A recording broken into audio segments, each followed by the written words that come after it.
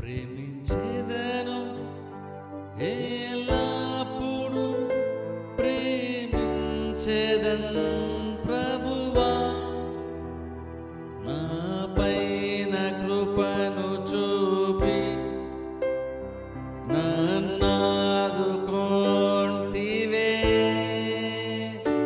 నేను స్తుతించి కీర్తించి గణపరతును నీదు నామము, నారుది వందనముతో నిండే.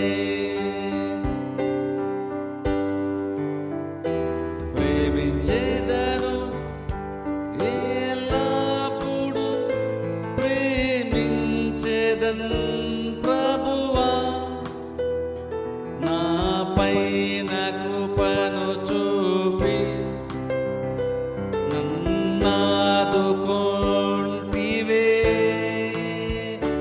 నేను స్తుతించి కీర్తించి గణపరతును నీదు నామము, నారుది వందనముతో నిండే.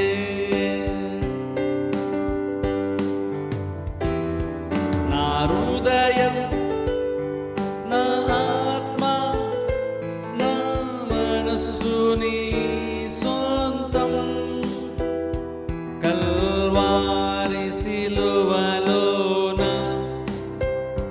వెల ఇచ్చి విమోచించే. నేను స్తుతించి కీర్తించి గణపరతును నీదు నామము, నారుది వందనముతో నిండే.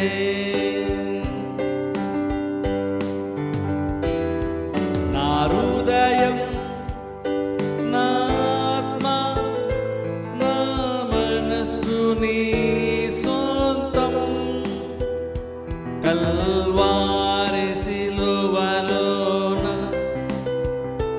వెల ఇచ్చి విమోచించే.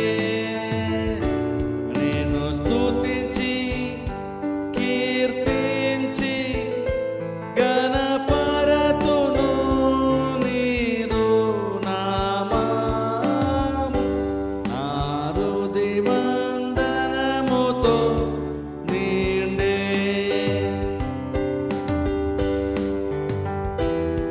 నా హృదయం నా ఆత్మ నా మనస్సు నీ సొంతం, కల్వారి సిలువలోన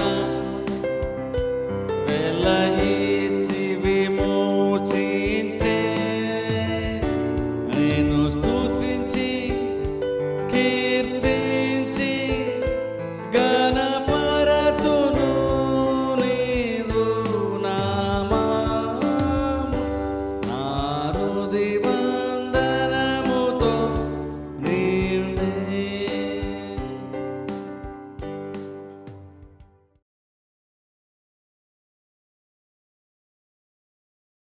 దేవుని యొక్క వాక్యం చూసుకుందాం. యోహాను సువార్తలో నుండి 2వ అధ్యాయము.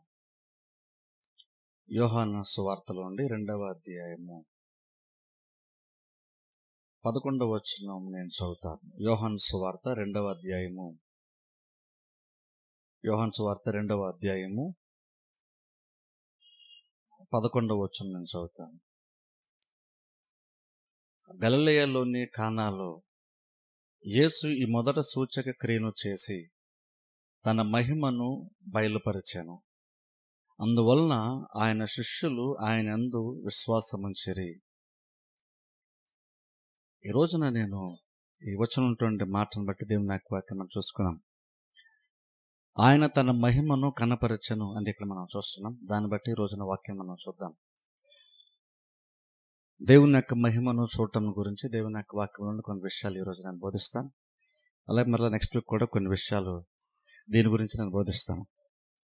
ఇప్పుడు చూడండి, దేవుని యొక్క మహిమ అని మనం అంటున్నప్పుడు చాలా సందర్భాల్లో మనం దేవునికి మహిమ అంటాం, లేదా దేవుని మహిమ అంటాం. కానీ అసలు నిజంగా దేవుని యొక్క మహిమ లేదా దేవుని మహిమ అంటే యాక్చువల్గా క్లియర్గా మనకు కూడా సరైన అవగాహన మనకి ఉండదు. ఒకసారి ఆలోచించండి, మామూలుగా మనము దేవునికి మహిమ కలుగునుగాక అంటాం, కానీ యాక్చువల్గా దేవుని మహిమ అన్నప్పుడు అర్థం ఏంటి?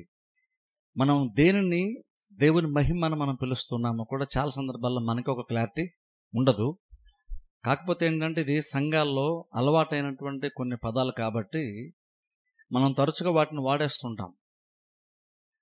ఈ రోజుల్లో ఉండే ఒక ప్రాబ్లం ఏంటంటే మనకి కొన్ని కార్యాలు అలవాటు అయిపోయినప్పుడు, ఉదాహరణకి హల్లెలూయా అనేటువంటిది, స్తోత్రం అనేటువంటివి, ఈ పదాలన్నీ కూడా ఏంటంటే సంఘాల్లో తరచుగా వాడుతుంటారు కాబట్టి ఎందుకు వాడుతున్నామో మనకే తెలియదు. నిజంగా అలా చెప్పే సందర్భం ఉందో లేదో కూడా మనకు తెలియకుండానే ఊరినే క్యాజువల్గానే మనం చెప్పేస్తుంటాం. అలాగే దేవునికి మహిమ కలుగునుగాక అన్న మాట కూడా, దేవునికి మహిమ అన్న మాట కూడా జనరల్గా మనం కూడా అలాగనే వాడేస్తుంటాం. కానీ నిజంగా దాని మీనింగ్ ఏంటో మనకి యాక్చువల్గా తెలియదు. ఇప్పుడు చూడండి, చాలాసార్లు మనం ఆ పదం విని ఉంటాం, లేదా మనమే చాలాసార్లు ఆ పదాన్ని కూడా మనం యూజ్ చేసి ఉంటాం. కానీ అసలు ఎప్పుడైనా సరే దేవుని యొక్క మహిమ నిజంగా మనం చూస్తుంటాం, ఆలోచించాలి. ఇప్పుడు చూడండి, మహిమ అనగానే మనం ఏమనుకుంటామని నార్మల్గా ఒక వెలుగు లాంటిది, ఒక ప్రకాశమానమైనటువంటిది ఏమని మనం అనుకుంటాం. దేవుని మహిమ అన్నప్పుడు, లేదా దేవుని మహిమను చూసి అన్నప్పుడు మనకు ఉండేటువంటి ఒక ఆలోచన ఏంటంటే, దేవుని మనం చూసాం, ఆ దేవునికి ఉన్నటువంటి ప్రకాశాన్ని మనం చూసాం, ఒక లైటింగ్ని మనం చూసామని అనుకుంటాం. ఆ లైటింగే మహిమ అని మనం అనుకుంటున్నాం. ఒక నిజంగా ఆ లైటింగే మహిమని అయ్యి ఉంటే కనుక ఇక్కడ యేసుక్రీస్తు అద్భుతం చేశారంట. ఇక్కడ సందర్భం ఏమిటంటే, ఇక్కడ కానా విందులో యేసుక్రీస్తు వివాహంలోకి వెళ్ళారు. మనందరూ తెలుసు, అక్కడ ద్రాక్షరసం అయిపోయింది. ఆ నీళ్లను ద్రాక్షరసంగా ఆయన మార్చినట్లుగా బైబిల్ మనం చూస్తాం.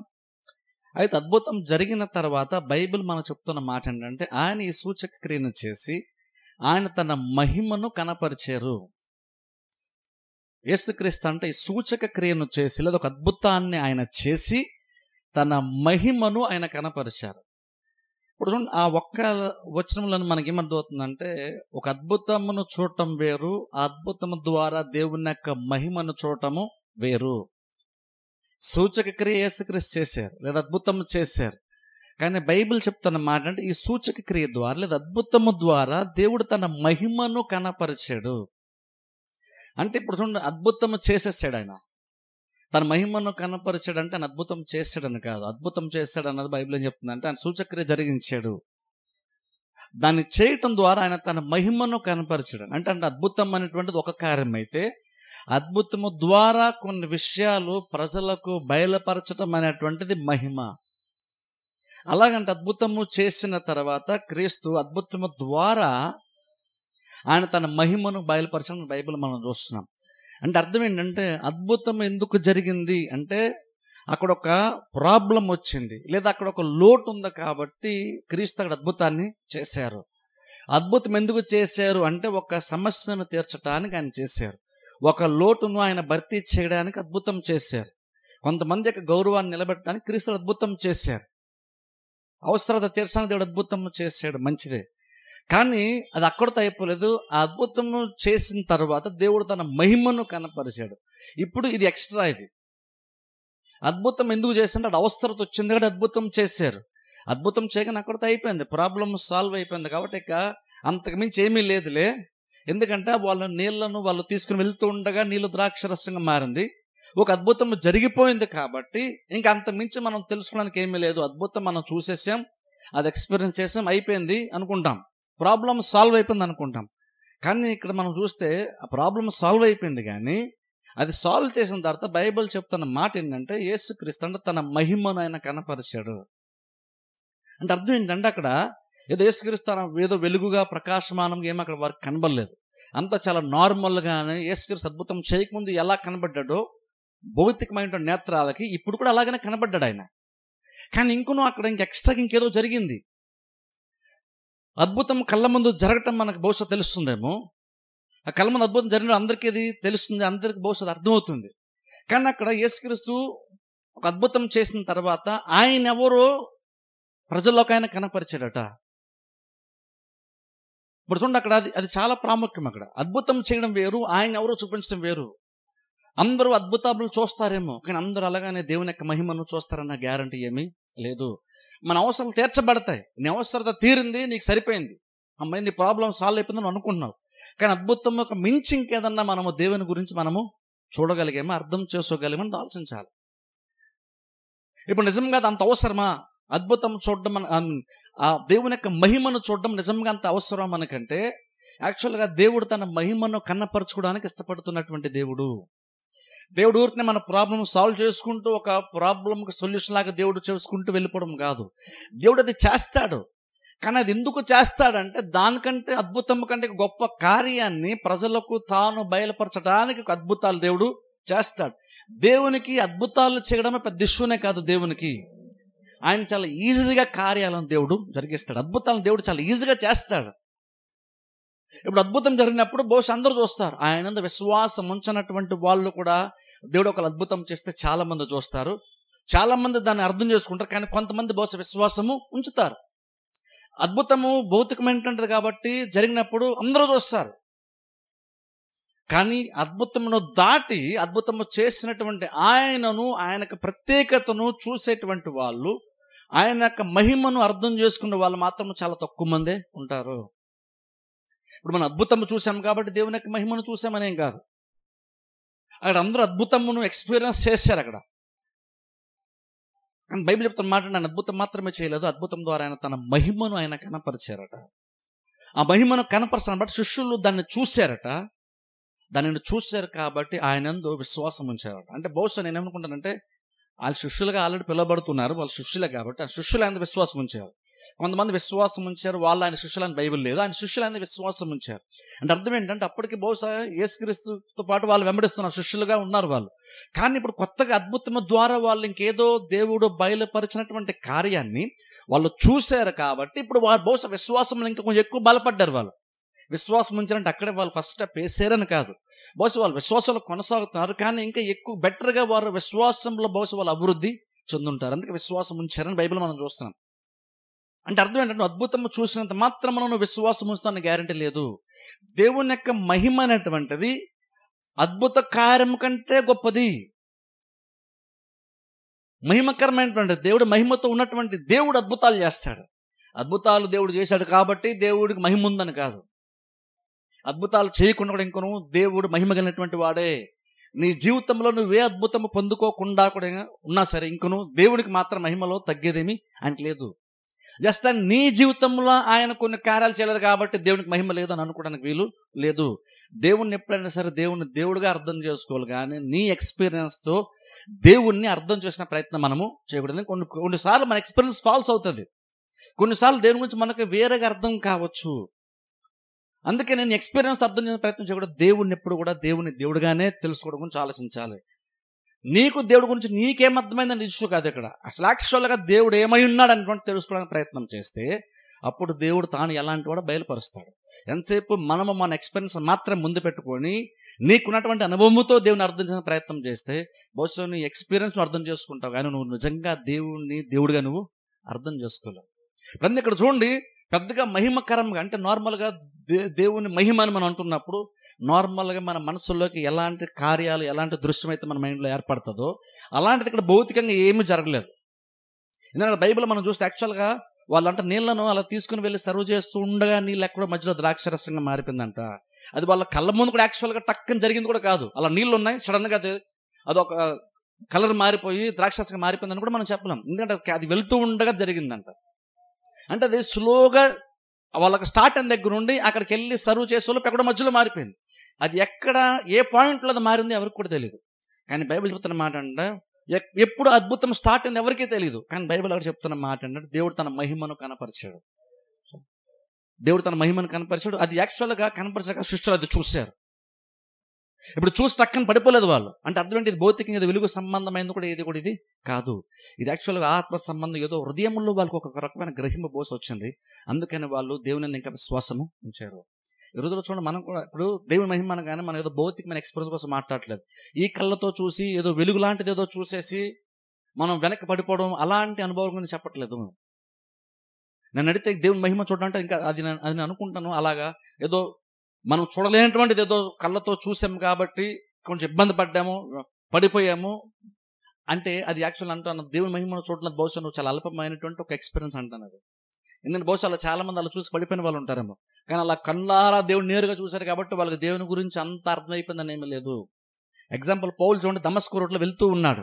దమస్కు రోడ్లో పౌలు వెళ్తున్నప్పుడు అక్షరాల యేసుక్రీస్తును చూశాడు ఆయన. బైబిల్ చెప్తున్న మాట ఏంటంటే ఆయన మధ్యాహ్నం టైంలో వెళ్తున్నాడు. మధ్యాహ్నం వెళ్తున్నప్పుడు సూర్యుని కంటే ఇంకా ప్రకాశమైనటువంటి దేవుని ఆయన చూశాడట. అసలు సూర్యుడికి చాలా ప్రకాశం ఉంటుంది. సూర్యుని నార్మల్గా మనము ఉదయమే చూడలేం. ఇప్పుడు మధ్యాహ్నము ఆయన ఇంకా వెలుగు ఇంకా చాలా అత్యధికంగా ప్రకాశిస్తుంటాడు. మిట్ట మధ్యాహ్నం అంటే ఆయన ఫుల్గా తన వెలుగును ప్రకాశిస్తుంటాడు సూర్యుల్లోంచి. కానీ బైబిల్ చెప్తున్న మాట అంటే అంతకంటే ప్రకాశమానమైనటువంటి దాన్ని ఆయన చూశాడట పౌలు. అందుకే ఆయన బాడీ కూడా అది చాలా బలహీనమైపోయింది. ఆ టైంలో బైబిల్ మీరు చూడండి, ఆయన ఎక్స్పీరియన్స్ చూశారు కాబట్టి ఇంకా దేవుని గురించి ఆయనకి మొత్తం అర్థమైపోయిందా అంటే ఇంకా యాక్చువల్గా ఆయనకి ఆ ఎక్స్పీరియన్స్ని బట్టి ఆయన వాక్యం చెప్పడం స్టార్ట్ చేయలేదు. ఆయన ఇంకొక మరలా వెళ్ళాడు, అపోస్తలులతో కలిసాడు. ఆయన కూడా చాలా విషయాలు స్టడీ చేసి తెలుసుకొని ఆ తర్వాత నుంచి ఆయన స్వార్థ ప్రకటించిన బైబిల్ మనం చూస్తాం. అందుకని ఎక్కడ కూడా పౌలు ఎక్స్పీరియన్స్ గురించి క్వశ్చన్ చేసినప్పుడు, పౌలు యొక్క మారు మనసు గురించి ప్రశ్నించినప్పుడు దాని గురించి మాట్లాడాడు తప్ప, తర్వాత ఎక్కడ కూడా పౌలు దేవుని యొక్క మహిమ గురించి మాట్లాడుతున్నప్పుడు, తన యొక్క ఆత్మీయ అనుభవం గురించి మాట్లాడుతున్నప్పుడు ఎక్కడ కూడా పౌలు దాని గురించి మరలా దాని గురించి రిపీట్ చేయడం, దాని గురించి మాట్లాడడం బైబిల్ మనం చూడం. పౌలు నిజంగా మారాడా లేదన్న విషయాన్ని తన మారు మనసును కూర్చున్న ఎక్స్పీరియన్స్ చెప్పేటప్పుడు దాని గురించి మాట్లాడాడు. ఇదిగో నేను సంఘాన్ని హింసించాలని వెళుతూ ఉన్నాను, దమస్కులో వెళ్తున్నప్పుడు ఇలా దేవుడు నన్ను దర్శించాడు, నేను ఇలా అన్నాను, దేవుడు ఇలా క్రీస్తులు నాతో మాట్లాడాడు అని చెప్పాడు. మారు మనసు కూర్చున్న ఎక్స్పీరియన్స్ అడిగినప్పుడు చెప్పాడు. కానీ ఎక్కడా కూడా పౌలు ఆ తర్వాత తనకు ఆత్మ అనుభవం గురించి మాట్లాడుతూ నేను నిజంగా దేవుని చూసేసాను, యేసుక్రీస్తుని కళ్ళారా నేను చూశాను, అది గొప్ప భాగ్యము అని పౌలు ఎప్పుడు కూడా ఆ ఎక్స్పీరియన్స్ గురించి గొప్పగా ఎక్కడ కూడా నార్మల్గా మాట్లాడలేదు పౌలు. మరి ఇంకా చెప్పండి, అసలు పౌలే అసలు వాక్యంలోనికి వెళ్ళి వాక్యం ఆ గొప్పతనం గురించి చాలా గొప్పగా మాట్లాడతాడు. వాక్యం గురించి గొప్పగా వివరించినంతగా పౌలు వివరించినంతగా ఏ అపోస్తలులు వివరించలేదు. అంత గొప్పగా పౌలు వాక్యం గురించి మాట్లాడతాడు. అంత గొప్ప ఎక్స్పీరియన్స్ ఉండి కూడా ఇంకొన్ని పౌలు వాక్యం గురించి మాట్లాడుతున్నాడు. అంటే ఈవెన్ పౌలు కూడా తెలిసిన విషయం ఏంటంటే మహిమను చూడడం అంటే ఏదో వెలుగును చూడడము కంటే ఇంకా లోతైనటువంటిది ఇంకేదో ఉంది. నువ్వు ఈ కళ మహిమను చూడడం అంటే ఈ కళతో చూసిన దాని గురించి మాట్లాడుతుంది మనము. బహుశా హృదయంతో నువ్వు చూడగలిగేటువంటిది, లేదా నువ్వు మనసుతో నువ్వు గ్రహించగలిగేటువంటి ఒక మహిమను గురించి మనం మాట్లాడుతున్నాం. నన్ను చూడండి, బైబిల్లో ఒక మాట ఉంటుందా, కీర్తన గ్రంథం చదివాను చూసారా? ఒకసారి 19వ కీర్తనలోనికి మనం వెళ్దాం.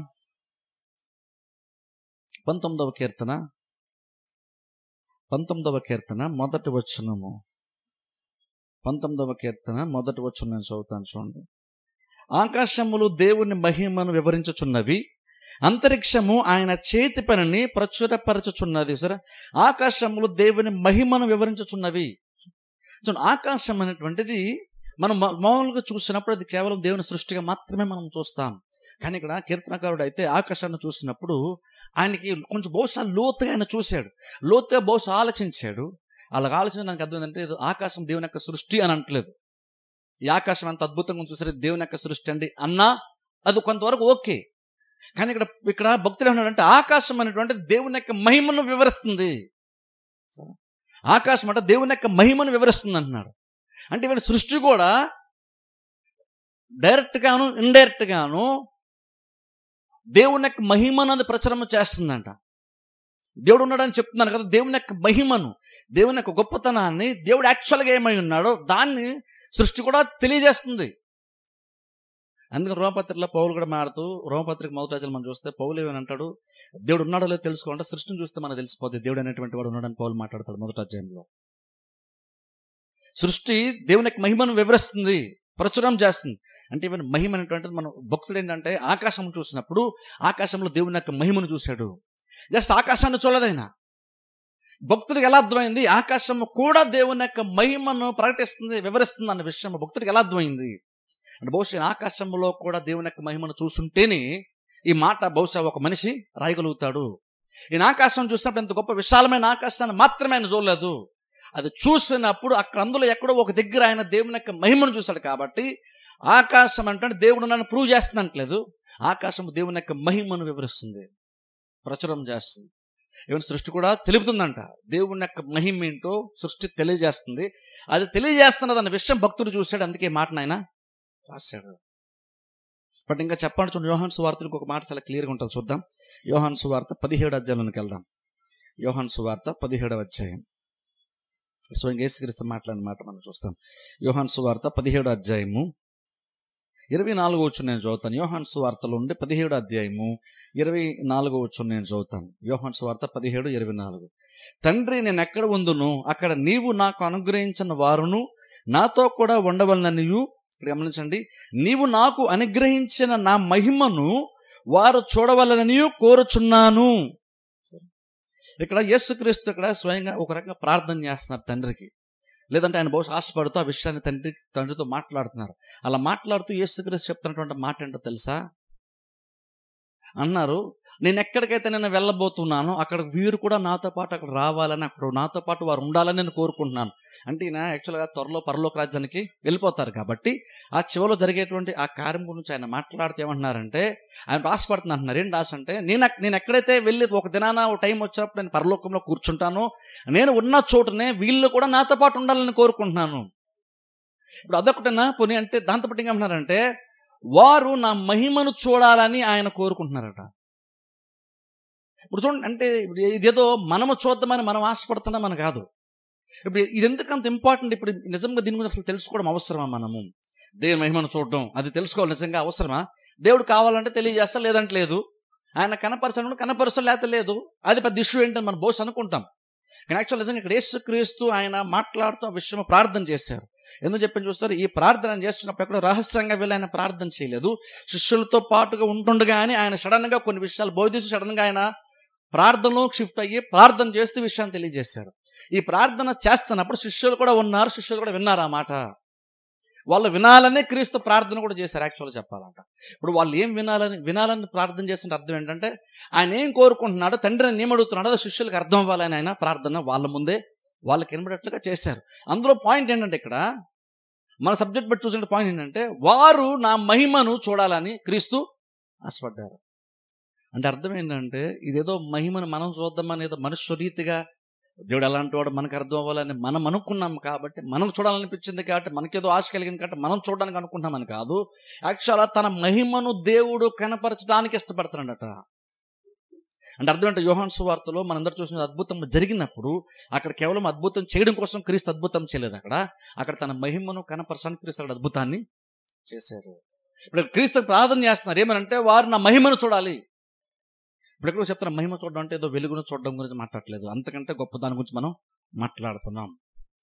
ఇప్పుడు క్రీస్తే ప్రార్థన చేశారంటే ఆలోచించండి, నిజంగా మనకి ఇది ఖచ్చితంగా అవసరమైతేనే క్రీస్తు లాగా అంటారు. మన మీద ఆయన మహిమను చూసి 10 మంది దగ్గరికి వెళ్ళి ఎవరికి లేని ఎక్స్పీరియన్స్ ఒకటి నాకు కలిగిందండి, నేను క్రీస్తుని లేదా నేను దేవుని మహిమతో చూశాను, ఈ కళ్ళారా చూశాను అని అందరికీ చెప్పుకొని తిరగడానికి లేదా గొప్ప చెప్పుకోవడానికి కాదు. ఇది క్రీస్తు ప్రార్థన చేశారంటే అర్థం ఏంటంటే, ప్రతి ఒక్క విశ్వాస కొరకు ప్రార్థన చేశారు. అంటే అర్థం ఏంటంటే, ప్రతి ఒక్క విశ్వాసి కేవలము ఏదో కొన్ని అద్భుతాలు పొందుకోవడం లేదా కొన్ని మేళ్లను వారి జీవితంలో పొందుకోవడమే కాదు, రకరకాల ఎక్స్పీరియన్సెస్లో విశ్వాసం ఏంటంటే వాళ్ళు దేవుని యొక్క మహిమను చూడాలనేటువంటిది దేవుని యొక్క ఉద్దేశము. ఏదో ప్రత్యేకంగా ఎక్స్పీరియన్స్ మాట్లాడట్లేదు. దేవుడు తన మహిమను కనపరిచినప్పుడు ఉట్టిగా మహిమనులాగా ఏదో వెలుగులాగా కనపరచడు. ఆయన కొన్ని కార్యాలు చేస్తాడు. ఆయన కొన్ని కార్యాలు చేసినప్పుడు చూడగలిగేటువంటి మనస్సు నీకుంటే నువ్వు దేవుని యొక్క మహిమను నువ్వు చూస్తావు.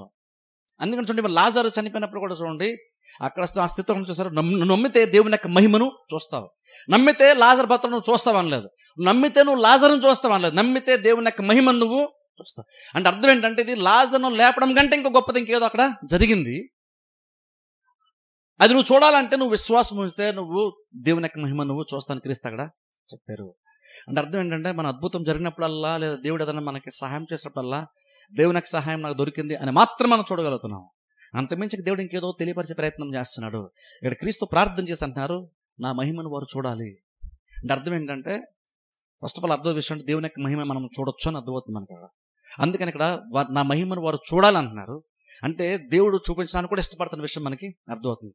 ఇక్కడ ఏదో మనం ఏదో ఒట్టిగా మనుషులను మనం చూద్దాం అనుకుంటాం మనం కాదు. ఇక్కడ ఇప్పుడు చూడండి, ఆత్మీయ జీవితంలో ఏ విషయమైనా సరే ప్రతి మంచి విషయం కూడా దేవుని దగ్గరే స్టార్ట్ అవుతుంది, దేవుని దగ్గర ముగించబడుతుంది.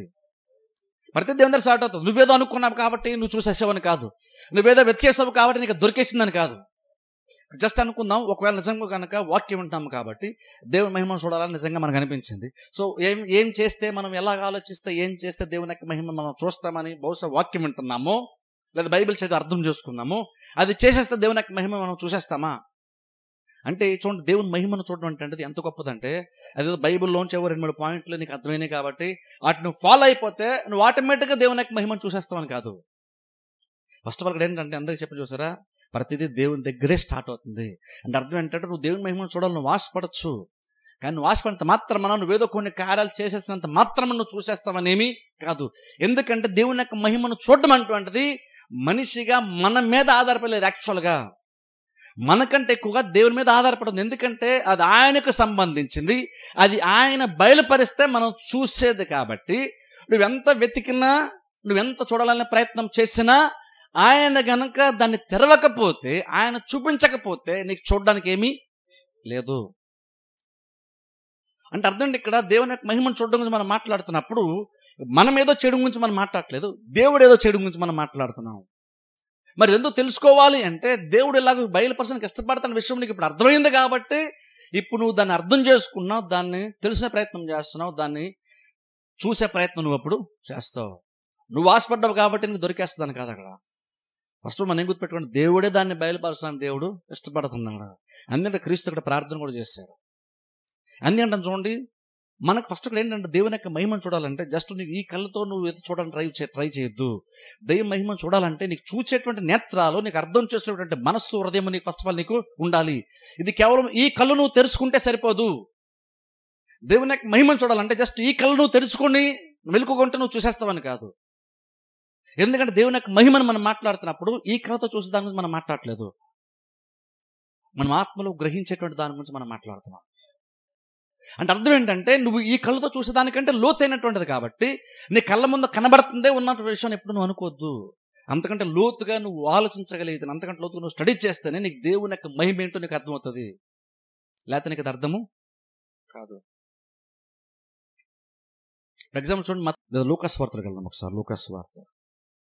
లూకాసు వార్త 24 అధ్యాయంకి వెళ్దాం. లూకాసు వార్త 24 అధ్యాయం 25వ వచనం చదువుతాం. లూకాసు వార్త 24 అధ్యాయము 25వ వచనం. సందర్భం మనం చూసినట్టయితే యేసుక్రీస్తు తిరిగి లేచారు.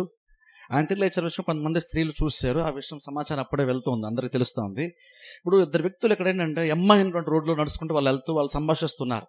వాళ్ళు ఏదైతే విన్నారో, క్రీస్తు లేచాడంట అని కొంతమంది చూశారంట, ఏదైతే వింటున్నారో విన్నటువంటి దాని గురించి వీళ్ళు డిస్కస్ చేసుకుంటూ అయినటువంటి రోడ్డు నడుచుకుంటూ వీళ్ళు వెళ్తున్నారు.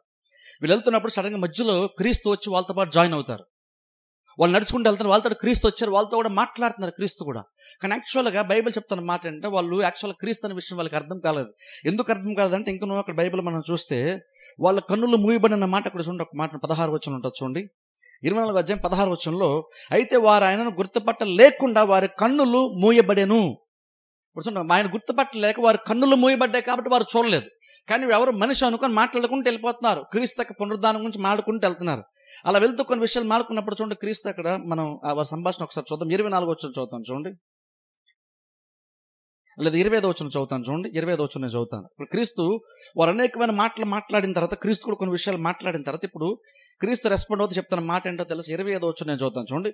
అందుకు ఆయన, అవివేకులారా, ప్రవక్తలు చెప్పిన మాటలన్నిటినీ నమ్మని మందమతులారా, క్రీస్తు ఇలాగు శ్రమపడి తన మహిమలో ప్రవేశించుట అగత్యము కాదా అని వారితో చెప్పి, మోషేయు సమస్త ప్రవక్తలను మొదలుకొని లేఖనములన్నిటిలో తన గూర్చిన వచనముల భావము వారికి తెలిపిన. ఇక్కడ చూడండి, గమనించండి, యాక్చువల్గా క్రీస్తు కొన్ని విషయాలు వారు తెలియజేస్తారు, కానీ ఇంకొన్ని యాక్చువల్గా క్రీస్తు అనే విషయం వాళ్ళకి తెలియదు. ఇక్కడ క్రీస్తు అంటున్నారు, అవివేకులు అంటున్నారు, మందమతులారా అంటున్నారు ఇక్కడ క్రీస్తు. కానీ ఇంకా యాక్చువల్గా క్రీస్తే ఆ మాట మాట్లాడుతాను కూడా ఇంకొన వాళ్ళకి ఇంకా అర్థం కాలేదు. ఎందుకంటే బైబిల్ చెప్తున్న మాట ఏంటంటే, వారి కన్నులు ఇంకా తెరవబడలేదంట. ఇప్పుడు చూడండి, వారి కన్నులు తెరవబడదని మనం అనుకుంటామంటే, కావాలనే క్రీస్తు వారి కన్నులు మూసేసారేమో అనుకుంటాం. క్రీస్తు వారితో పాటు వెళ్తున్నప్పుడు వారు క్రీస్తుని గుర్తుపట్టలేదు బైబిల్ మనం చూస్తే. ఎందుకంటే వారి కన్నులు ఇంకా తెరవబడలేదు. ఇప్పుడు వాళ్ళు నిజంగా వారి కన్నులు తెరవబడకపోతే వారు చూడలేరు. అప్పుడు వాళ్ళు నిజంగా వాళ్ళు చూడకపోవడానికి కారణం వాళ్ళ కన్నులు దేవుడు తెరలేదని మనం అనుకుంటే, అప్పుడు ఇక్కడ యేసుక్రీస్తు అవివేకులు అనడానికి లేదా మందమతులు అనడంలో న్యాయమే ఉండదు, రీజన్ ఉండదు. ఎందుకంటే వారి కన్నులు దేవుడు ఇంకా తెరలేదు కాబట్టి వాళ్ళు చూడలేదు. ఇప్పుడు వాళ్ళు చూడలేదన్నందుకు దేవుడు ఇక్కడ కఠినంగా మాట్లాడడం వల్ల కూడా అర్థము ఉండదు, అది మీనింగ్ఫుల్గా ఉండదు. మరి అన్నప్పుడు ఇక్కడ వారి కళ్ళు ఇంకా తెరవబడలేదంటే అర్థం ఏంటంటే దేవుడు కావాలనే తెరవలేదు అనేటువంటిది కాదు. కొన్నిసార్లు బైబిల్ అలాంటి మనం చదువుతున్నప్పుడు కావాలని దేవుడు వాళ్ళ కళ్ళు మూసాడని అనుకుంటాం, కానీ దేవుడు కావాలని వాళ్ళ కళ్ళు మూసాడని కాదు దాని అర్థం. దాని అర్థం ఇంకా దేవుడు వారి ముందు తను తాను ఇంకా బయలుపరచుకోలేదని అర్థం. ఇందరూ చెప్పని చూస్తారా, నువ్వెంత చూడాలను అనుకున్నా సరే దేవుడు బయలుపరచకపోతే నీకు విషయం అర్థము కాదు. అందుకని ఎప్పుడు కూడా ఈ మాట ఎందుకు చెప్తున్నా అంటే, ఏదో మనం అనేసుకుంటే అది జరిగిపోద్ది, అంత మన చేతుల్లోనే ఉంది అనుకోకండి. మన చేతుల్లోనే ఉంటే నువ్వు ఎలా ఉన్నా సరే నువ్వు కొంచెం ఎప్పుడో నీకు అనిపించినప్పుడు, నీకు మూడు వచ్చినప్పుడు నువ్వు ట్రై చేస్తే గట్టిగా నువ్వు చేసేస్తావు అనుకోవచ్చు. కానీ ఇది మన చేతుల్లో కంటే దేవుని చేతుల్లో ఉంది అంటున్నాను. మనకంటే దేవుని చేతుల్లోనే ఉంది. దేవుడు బయలుపరిస్తేనే అన్నప్పుడు అర్థం ఏంటంటే, నువ్వు ప్రతిసారి నువ్వు దేవుని మీద నువ్వు మైండ్ పెడితే తప్ప ఎక్కడో దగ్గర నువ్వు దేవుని యొక్క మహిమను నువ్వు చూడలేవు. నీ మీదే కనుక డిపెండ్ అయింది అనుకోండి, గంట ప్రసంగం చేస్తున్నాను అనుకుందాం. ఆ గంటలో ఫస్ట్ అరగంట నువ్వు ఏదేదో ఆలోచిస్తూ కూర్చోవచ్చు. తర్వాత సడన్గా నీకు దేవుని మహిమ చూడాలనిపించింది, ఈ మిగిలిన అరగంట మెసేజ్ నువ్వు మైండ్ పెట్టేస్తే నువ్వు చూసేస్తావు అనుకుంటావు. నీ చేతుల్లో ఉంటే నీకు కావాల్సినప్పుడు నువ్వు మైండ్ పెట్టేసి మధ్యలో ఎక్కడో దగ్గర జాయిన్ అయిపోయి మధ్యలో ఎక్కడో దగ్గర నువ్వు మైండ్ పెట్టేసి చూసేసి మళ్ళీ ఆపేసుకోవచ్చు నువ్వు. కానీ యాక్చువల్లీ ఇది ఎందుకు ఇంపార్టెంట్ అంటే, ఇది నువ్వు అనుకోని స్టార్ట్ చేస్తే వెంటనే నీకు కనబడేటువంటిది కాదు. ఇది దేవుడు స్టార్ట్ చేసి దొరుకుతుంది. కాబట్టి దేవుడు బయలుపరచక ఇష్టపడుతున్నాడు అన్న విషయం నీకు అర్థమైతే అప్పుడు నువ్వు స్టార్టింగ్ నుంచే నువ్వు దేవుని యొక్క మహిమ కొరకు నువ్వు వెతుకుతావు. దేవుని మహిమ కొరకు వెతుకుతావు. దేవుని మహిమ కొరకు వెతుకుతున్నట్టు అర్థం ఏంటంటే, లేదు నువ్వు వెలుగును చూడడం గురించి చెప్పట్లేదు, జరుగుతున్నటువంటి కార్యముల ద్వారా దేవుడు తన గురించి తను ఏం బయలుపరుస్తున్నాడో తెలిసిన ప్రయత్నం నువ్వు చేస్తావు. పైపన్ని కళ్ళకు కనబడుతుంది దాని మీద మాత్రం నువ్వు ఫోకస్ చేయవు, మైండ్ పెట్టు, అంతకంటే లోతుగా నువ్వు ఆలోచించే ప్రయత్నం చేస్తావు. ఇప్పుడు చెప్తాను చూడండి, ఒక అద్భుతం కళ్ళ ముందు జరుగుతున్నప్పుడు అద్భుతం చాలా ఈజీగా మన అందరికి కనబడుతుంది. ఇక్కడ అద్భుతం వెనకాల దేవుని యొక్క మహిమ ఉంటుంది. దేవుడు తన మహిమను కనపరచాలనుకున్నప్పుడు, అద్భుతం జరుగుతున్నప్పుడు మనం అక్కడ మైండ్ పెట్టేటప్పుడు ఎంత కాన్సన్ట్రేట్ చేయాలి, ఎంతగా ఆత్మీయ అక్కడ మనం ఉండాలి, ఎంతగా హృదయాన్ని తెరుచుకుని అక్కడ మనం ఉండాలి. ఏంటంటే అది క్యాజువల్గా జరిగిపోయేది కాదు. క్యాజువల్ జరిగేది అద్భుతం, అందరికి కనబడిపోద్ది. కానీ దాని వెనకాల ఇంకేదో దేవుడు బయలుపరచాలనుకున్నప్పుడు, కళ్ళ ముందు అద్భుతం జరుగుతున్నప్పుడు నువ్వు అద్భుతాన్ని దాటి నువ్వు చూడగలిగితేనే నీకు దేవుని యొక్క మహిమ అంటే నీకు అర్థమవుతుంది. అంటే దేవుడు వారి కళ్ళు ఇక్కడ తెరవలేదు కాబట్టి వాళ్ళు చూడలేదులేండి, అలాగే దేవుడు నా కళ్ళు తెరిస్తే నేను చూస్తాను, తెరవకపోతే నేను చూడను అని కాదు. ఇక్కడ దేవుడు ఎప్పుడు కూడా బయలుపరచడానికి దేవుడు రెడీగా ఉంటున్నాడు. కాకపోతే ఇష్యూ అంటే మనం రెడీగా ఉంటున్నాం లేదంటే ఇక్కడ ఇష్యూ. ఇక్కడ దేవుడు మూసేశాడంటే దాని అర్థం ఆ దేవుడే మూసేశాడండి అని కాదు అర్థం. అంటే దేవుడు తెరవడానికి ఇంకా వీళ్ళు రెడీగా లేరు అని అర్థం. దేవుడు కళ్ళు మూసేశాడు అందుకనంటే నిజంగా దేవుడు మన కళ్ళు తెరిస్తే నేను చూస్తాను, మూసేస్తే నేను మాత్రం ఎంత ప్రయత్నం చేసి నేను చూస్తానండి అని అనుకోవడానికి కాదు. దేవుడు ఇక్కడ వాళ్ళ కళ్ళు తెరలేదంటే అర్థం అంటే ఇంకా బహుశా వాళ్ళు ఇంకా రెడీగా లేరు అని అర్థం. ఇంకా వాళ్ళు దాన్ని చూడగలిగేంత స్థితిలో బహుశా వాళ్ళు లేరు. వాళ్ళ మైండ్ బహుశా ఇంకా అక్కడ దాని మీద దేవుని యొక్క మహిమను చూసే దాని మీద వాళ్ళ మైండ్ బహుశా అక్కడ లేదు. అందుకని ఇంకా వాళ్ళ కళ్ళు తెరబడలేదు. అందుకని వాళ్ళు ఇంకా దేవుని యొక్క మహిమను చూడలేదు. క్రీస్తు తన మహిమతోనే ఉన్నప్పుడు, ఇప్పుడు జస్ట్ ఒకసారి ఊహించండి, యేసుక్రీస్తు కొండ తిరిగి లేచాడు, తన మహిమ శరీరంతో ఉన్నాడు, కానీ ఆయన ఎవరో ఒక మనిషి అనుకుంటున్నారు. వాళ్ళు ఒక మనిషి అనుకుంటే చాలా క్యాజువల్గా మాట్లాడేస్తున్నారు. ఇప్పుడు యాక్చువల్ యేసుక్రీస్తు అవివేకులైన మందమతులారు అన్న తర్వాత కూడా వాళ్ళకి అర్థం కాలేదు. ఈయనెవరో మధ్యలో మనం నడుచుకుంటూ వెళ్తుంటే మధ్యలో వచ్చి జాయిన్ అయ్యాడు. ఆయనతో పాటు ఇక్కడ ప్రస్తుతం పట్టణంలో అందరూ పునరుద్ధానం గురించి క్రీస్తుని డిస్కస్ చేస్తున్నారు కాబట్టి ఈయన కూడా అదే డిస్కస్ చేస్తున్నాడు. మనతో పాటు ఒక టాపిక్ గురించి అందరూ మాట్లాడుకుంటున్నాం అనుకున్నారు. కానీ మధ్యలో కలిసినటువంటి వ్యక్తి ఎంత కఠినంగా మాట్లాడుతాడంటే ఏంటై ఉండొచ్చు అని కూడా కనీసం వాళ్ళు ఆలోచించట్లేదు. ఎందుకంటే నార్మల్గా వేరే వాళ్ళు అయితే అంత కఠినంగా ఒక బోధకుడైతే ఇంత కఠినంగా మాట్లాడతాడు ఇక్కడ. కాబట్టి ఇంత కఠినంగా మాట్లాడుతాడు ఏంటని బహుశా ఆయన గురించి అర్థం చేసిన ప్రయత్నం కూడా బహుశా ఇంకా వాళ్ళు చేసి ఉండలేదు. అందుకని ఇంకా అంత మాట అన్నదో ఇంకా వాళ్ళు క్యాజువల్గా ఉన్నారు. వాళ్ళు క్యాజువల్ ఉన్నారు, ఇంకా చూడలేదు. కానీ ఆ తర్వాత చూడండి, కొంచెం కింద చదువుతాను, 30 వచనం చదువుతాను చూడండి. ఆయన వారితో కూడా భోజనమునకు కూర్చున్నప్పుడు ఒక రొట్టె పట్టుకొచ్చి 30 వచనం చదువుతున్నాను. ఒక రొట్టె పట్టుకొని స్తోత్రము చేసి దానిని విరిచి వారికి పంచిపెట్టగా వారి కన్నులు తెరవబడి, గమనించండి, వారి కన్నులు తెరవబడి ఆయనను గుర్తుపట్టిరి.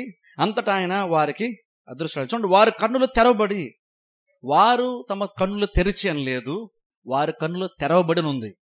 వారి కన్నులు తెరవబడి అంటే అర్థం ఏంటంటే వాళ్ళు కన్నులు తెరిచారని కాదు, వేరే ఎవరో వారికి కన్నులను తెరిచారు. ఇక్కడ కూడా చూడండి, కళ్ళు తెరిచారంటే అప్పటి వరకు యేసుక్రీస్తుని వాళ్ళు చూడలేదంటే ఆయన పక్కన నడుచుకుంటూ వెళ్ళారు. వీళ్ళు మాట్లాడుతున్నారు, ఆయన మాట్లాడుతున్నారు, ఆయన చూస్తున్నారు వీళ్ళు, కానీ ఆయన క్రీస్తు అన్న విషయము వాళ్ళు గుర్తుపట్టలేదు. ఆయనతో మాట్లాడుతున్నారు, కానీ ఆయన మాట్లాడుతున్న ఎవరో కూడా వారికి ఇంకా తెలియదు, ఒక మనిషి అనుకున్నారు. కానీ సడన్గా టైం వచ్చినప్పుడు వారి కన్నులు తెరబడ్డాయి. అంటే అర్థం ఏంటంటే, తెరబడిన అర్థం అంటే వాళ్ళు తెరుచుకోలేదు కళ్ళు. అప్పటి నుంచి వాళ్ళు సరిగ్గా చూడడం స్టార్ట్ చేశారని కాదు. క్రీస్తు ఒక ఇన్సిడెంట్, ఒక మూమెంట్లో వారి కన్నులు దేవుడు తెరిచారట. తెరిచి వెంటనే అక్కడి నుంచి ఆయన అదృష్టుడు అయిపోయాడు. ఇప్పుడు ఆలోచించండి, వాళ్ళు మహిమతో ఉన్నటువంటి క్రీస్తుని యాక్చువల్ వాళ్ళు అక్కడ చూశారు. క్రీస్తు మహిమ శరీరం అంటే ఆయన పరలోకంలో యాక్చువల్గా ఎలా ఉంటాడో అలాగా భూమి మీద కొన్ని దినములు ఆయన సంచరించాడు. కొంతమందికి తాను ఎవరో కనపరుచుకున్నాడు ఆయన. సో ఇప్పుడు క్రీస్తు పరలోకంలో ఎలా ఉంటాడు అలాగని ఇక్కడ వాళ్ళు చూశారు కదా, వాళ్ళు అలాగే ఇక్కడ చూశారు. కానీ వాళ్ళ ఎక్స్పీరియన్స్ ఒకసారి చూడండి. అలా చూడగానే క్రీస్తు అదృష్టుడు అయిపోయాడట. ఇప్పుడు వాళ్ళ రెస్పాన్స్ మనకు చాలా ఆశ్చర్యం కలిగిస్తుంది తెలుసా. చూడకుండా క్రీస్తు వెళ్ళిపోతే వీళ్ళకి చాలా క్యాజువల్ తీసుకోవచ్చు. కానీ వాళ్ళ కన్నులు తెరబడి అంటే క్రీస్తుని వాళ్ళకి ఖచ్చితంగా మహిమతో వాళ్ళు చూశారు. చూసినది వాళ్ళ రెస్పాన్స్ ఏంటో చూద్దాం. చూడండి ఒకసారి వాళ్ళ రెస్పాన్స్ ఏంటో తెలిసినప్పుడు 31 వచనం చూద్దాం. చూడండి, వాళ్ళ కన్నులు తెరబడిన తర్వాత ఆయన అదృష్టుడైన తర్వాత 32 వచనం. అప్పుడు వారు ఆయన త్రోవలో మనతో మాట్లాడుచు లేఖనములను మనకు బోధపరచుచున్నప్పుడు మన హృదయము మనలో మండుచుండా లేదా అని ఒకరితో ఒకడు చెప్పుకొనిరి. ఇప్పుడు ఇక్కడ వచ్చే డౌట్ ఏంటంటే, వాళ్ళు క్రీస్తుని మహిమతో వాళ్ళు చూసినప్పుడు దాని గురించి కదా యాక్చువల్గా వాళ్ళు మాట్లాడాలి. క్రీస్తుని వాళ్ళు యాక్చువల్గా క్రీస్తుని మహిమతో వాళ్ళు చూసినప్పుడు అది చాలా గొప్ప ఎక్స్పీరియన్స్ అయినప్పుడు దాని గురించి వాళ్ళు మాట్లాడాలి. ఇప్పటివరకు మనము క్రీస్తునే చూసామా, ఆయన మహిమతో ఇప్పుడు సడన్గా మనం చూసాం, మనం చూడడానికి మాయమైపోయి మనం కూడా చూసాం క్రీస్తుని. కొంతమంది స్త్రీలే కాదు, మనం కూడా చూసాం ఆయన్ని. ఆయన మనతో పాటు ఉన్నాడు, మనతో పాటు మాట్లాడుకుంటూ నడుచుకుంటూ వచ్చాడు. మనకి కొంత దూరం మాతో పాటు నువ్వు రావా అంటే ఆయన కూడా మనతో పాటు మన రిక్వెస్ట్ని బట్టి కొంత దూరం ఆయన మనతో పాటు ప్రయాణం కూడా చేశాడు. ఆయన రొట్టె విరిచి మనకు కూడా ఆయన రొట్టె విరిచి మనకి ఇచ్చాడు. ఇచ్చినప్పుడు ఆయన ఎవరో మనకు అర్థమైంది అని ఆ ఎక్స్పీరియన్స్ గురించి కదా వాళ్ళు మాట్లాడాలి. ఎప్పుడు మహిమతో ఉన్న క్రీస్తుతోనే మేము నడిచామా అని ఆ మహిమను చూసిన తర్వాత మహిమ గురించి వాళ్ళు మాట్లాడాలి. కానీ ఆశ్చర్యం తెలుసా, క్రీస్తుని వాళ్ళు మహిమతో చూసేటట్లుగా దేవుడు వారి కన్నులు తెరిచిన తర్వాత వాళ్ళు దాని గురించి మాట్లాడకుండా వాళ్ళు ఇంకా వెనక్కి వెళ్ళేమన్నారు తెలుసా. ఇప్పటికిప్పుడు ఒక ఫ్రెష్ ఎక్స్పీరియన్స్, ఒక గొప్ప అనుభూతి వారికి కలిగితే, గొప్ప ఎక్స్పీరియన్స్ వారికి కలిగితే వాళ్ళు దాని గురించి మాట్లాడకుండా ఆ క్రీస్తు అనే విషయం వాళ్ళకి అర్థమైన తర్వాత అంటున్నారు, ఆయన ఇంతకు ముందు మనం నడుచుకుంటూ వస్తున్నప్పుడు ఆయన మనతో లేఖనం గురించి మాట్లాడేటప్పుడు అది మన హృదయాల్లో మండలేదా అంటున్నారు వాళ్ళు. ఇప్పుడు ఏమిటో తెలుసా, యాక్చువల్ నిజంగా అదే మహిమను చూడడం అంటే. ఈ కళ్ళతో చూడడం అంత ఇంపార్టెంట్ కాదు. అందుకే తెలుసా వాళ్ళు అది చూసిన తర్వాత కూడా వాళ్ళు దాని గురించి మాట్లాడలేదు తెలుసా. వాళ్ళు అందరూ చూసినప్పుడు షాక్ అవ్వాలి, అందరూ దాని గురించి మాట్లాడాలి. క్రీస్తుని మహిమతో చూడకపోతే వాక్యం గురించి వాళ్ళు మాట్లాడచ్చు. ఆయన మనతో లేఖనాలతో మాట్లాడుతున్నప్పుడు మన హృదయాల్లో మండలేదా అని ఆయన వాళ్ళు గుర్తుపట్టక ముందు వాళ్ళు అలా మాట్లాడితే అర్థం ఉంటుంది. కానీ బైబిల్ చెప్తున్న మాట వాళ్ళు గుర్తుపట్టిన తర్వాత కూడా క్రీస్తుని మహిమతో ఈ కన్నులతో వాళ్ళు చూసినప్పుడు దీని గురించి మాట్లాడకుండా ఆయన మనతో మాట్లాడుతున్నప్పుడు లేఖనములు తీసి మనతో మాట్లాడు, ఇంతకు ముందు కఠినంగా మనతో మాట్లాడు చూసారా, ఆయన అలా మాట్లాడితే మన హృదయాలు మండలేదా అంటే సంథింగ్ ఏదో వాళ్ళకి లోపడేదో జరిగింది. నేను అంటాను, అది దేవుని మహిమ చూడడం అంటే. అది దేవుని యొక్క గొప్పతనం, దేవుని ప్రత్యేకత. ఆయన మాట్లాడుతున్నప్పుడు లోపల వాళ్ళకి ఏదో జరిగింది.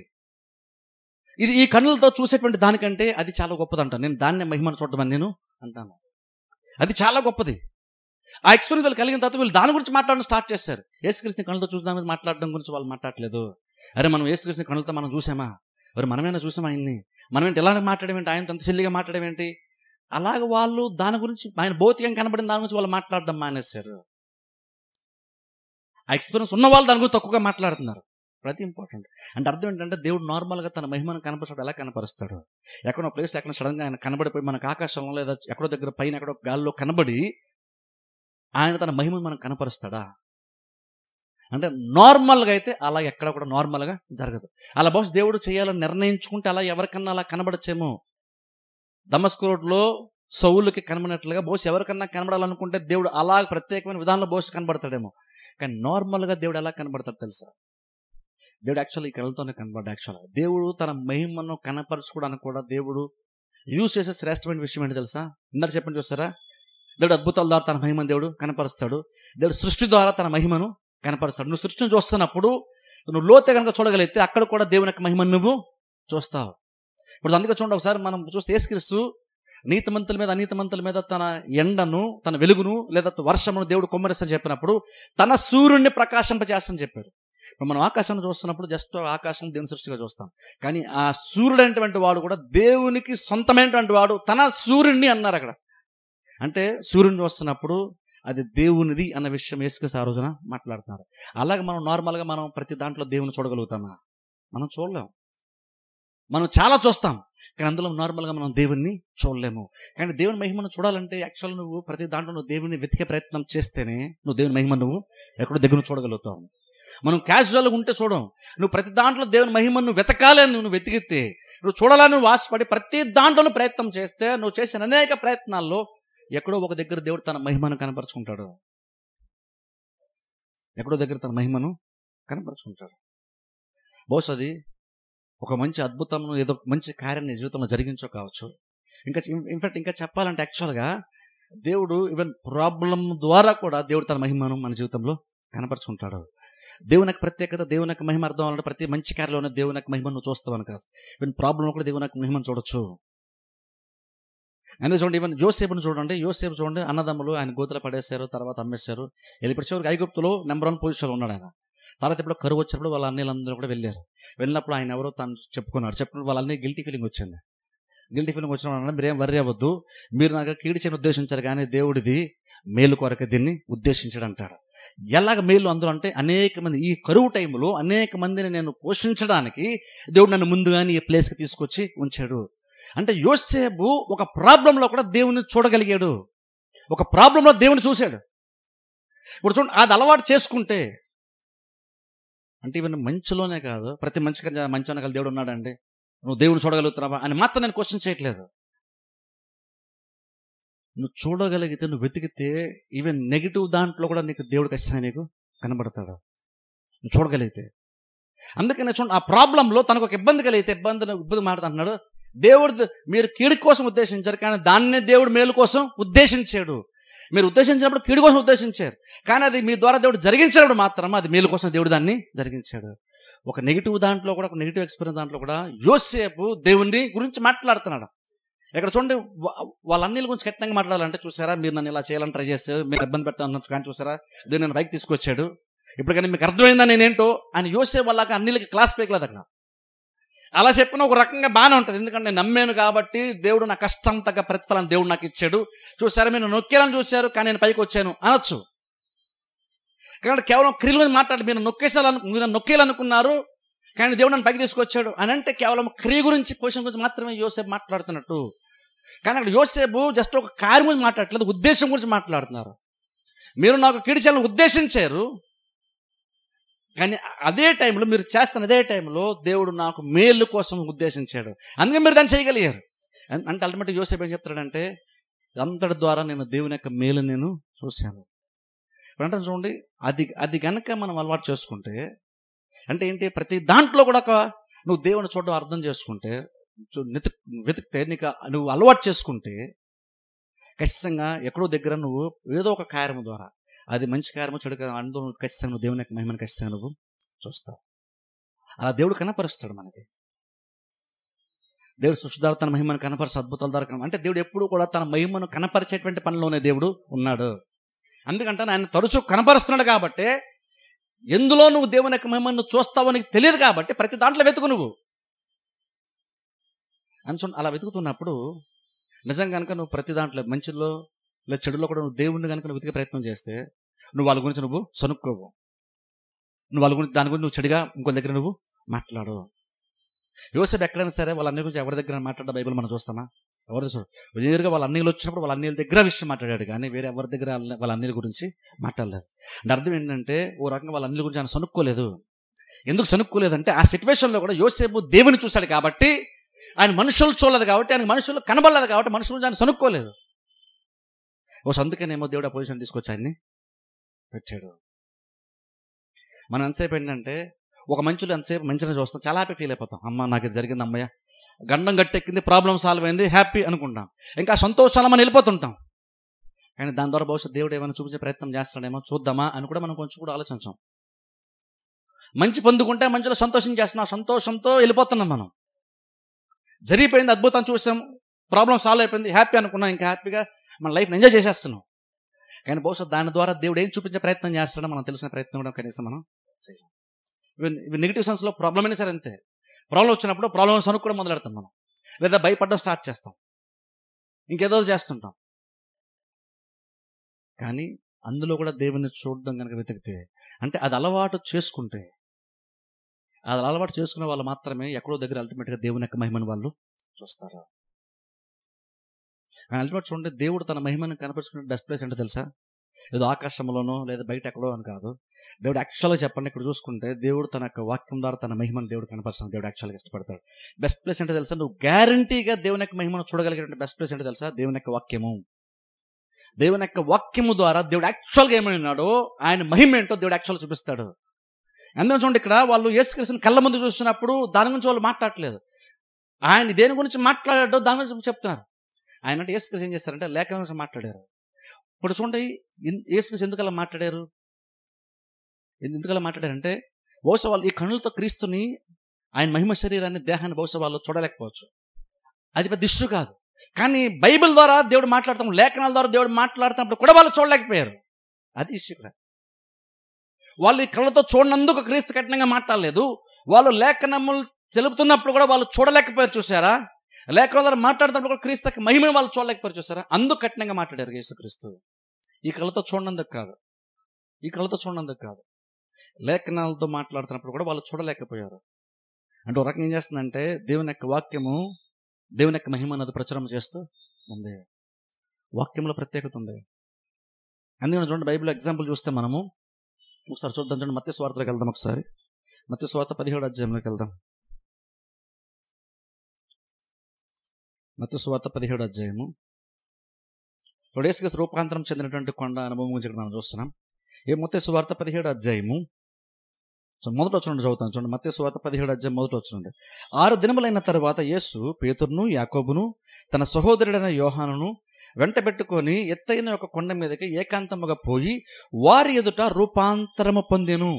రూపాంతరం పొందడం అంటే ఏంటంటే, ఆయన ముఖము సూర్యుని వలె ప్రకాశించెను, ఆయన వస్త్రములు వెలుగు వలె తెల్లని వాయెను. గమనించండి, యేసుక్రీస్తు అంటే రూపాంతరం చెందాడు. రూపాంతరం చెందడం అంటే ఒరిజినల్గా దేవుడు ఏమై ఉన్నాడు, క్రీస్తు ఏమై ఉన్నాడు అంటే, ఆయన ఈ లోకంలోకి వచ్చినప్పుడు శరీరమును కప్పుకొని వచ్చాడు. యేసుక్రీస్తు మహిమ స్వరూపి. కానీ ఏం చేస్తుంది, తన మహిమను కనపరచకుండా శరీరమును కప్పుకొని, తన మహిమను శరీరంతో కప్పుకొని ఈ లోకంలోకి వచ్చారు ఆయన. కానీ పాయింట్ ఆఫ్ టైంలో ఏంటంటే, ఎందుకో కానీ మరి తెలియదు, ఆయన తన మహిమను కనపరచాలనుకొని తన రూపం ఆయన మార్చాడు, రూపాంతరం చెందాడు. అంటే అర్థం ఏంటంటే, ఈ భౌతికమైన దానిలో ఉండి అసలు యాక్చువల్గా నేమై ఉండి అందులో కానీ షిఫ్ట్ అయ్యాడు. ఆయన రూపాంతరం చెందినప్పుడు సూర్యుని కంటే ఎక్కువ ప్రకాశం ఆయన మీద ఉందంట. ఈవెన్ ఆయన వస్త్రాలు కూడా మెరుస్తూ ఉన్నాయి, వెలుగులాగా ప్రకాశిస్తున్నాయి ఈవెన్ వస్త్రాలు కూడా. అది ఒరిజినల్గా దేవుడు, ఆయన మహిమది యాక్చువల్గా. అది చూశారు. అది చూసి మన అందరూ కూడా తెలుసు. అది చూసినప్పుడు ఇక్కడ వెంటనే పేతురు ఏమంటాడంటే, ప్రభువా నీకొకటి, మోషేకొకటి, ఏలియాకొకటి ఇక్కడ గుడారాలు వేసేస్తాము, ఇది చాలా చాలా బాగుంది అన్నప్పుడు మనందరూ తెలుసు, అక్కడ పరలోకం నుండి దేవుని యొక్క స్వరం వినబడుతూ శిష్యులతో దేవుడు ఒక మాట మాట్లాడతాడు. చూడండి, 5వ వచనము 2వ భాగం చదువుతాను. చూడండి, 2 లైన్ చదువుతాను. చూడండి, ఇదిగో ఈయన నా ప్రియ కుమారుడు, ఈయన యందు నేను ఆనందించుచున్నాను, ఈయన మాట వినుడని ఒక శబ్దము ఆ మేఘములో నుండి పుట్టెను. చూడండి, ఈయన మాట వినుడని. ఇప్పుడు చూడండి, పేతురు ఏమంటాడంటే, గుడారం వేసేద్దాం ప్రభు ఇక్కడ అంటున్నాడు. ఎందుకంటే యేసుక్రీస్తు అంత గొప్పగా చూశాడు. ఇప్పుడు చూడండి, నిజంగా చూడండి, ఎక్స్పీరియన్స్ కూడా చాలా బాగుంటుంది.